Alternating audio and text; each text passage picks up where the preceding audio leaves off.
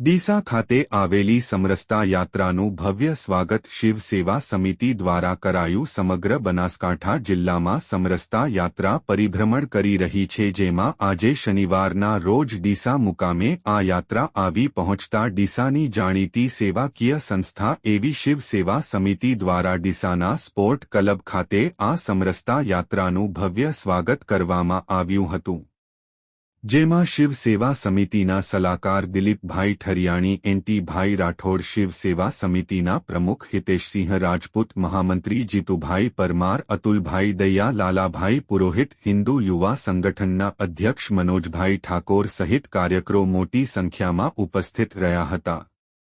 અહેવાલ રિપોર્ટ ભરત ઠક્કર, ડીસા, બનાસકાંઠા।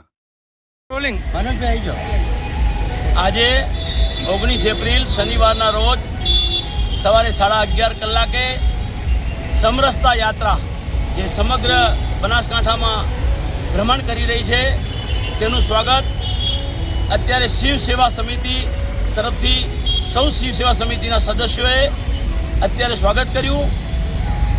બાબા સાહેબ આંબેડકરે જે રાષ્ટ્ર માટે યોગદાન આપ્યું અને અત્યારે 14 એપ્રિલે તેમની જન્મજયંતિ ગઈ, તે અનુસંધાને આ વખતે સમરસતા યાત્રા સમગ્ર નગરોમાં ફરી રહી છે। તે અનુસંધાને આજે અહીંયા પણ આવી હતી અને શિવ સેવા સમિતિના અમારા સૌ સદસ્યોએ સ્વાગત કર્યું। અસ્તુ ભારત માતા કી જય, જય જય ગરવી ગુજરાત। બાબા સાહેબ આંબેડકર અમર રહો, બાબા સાહેબ આંબેડકર અમર રહો, બોલો રે બોલો, જય ભીમ બોલો।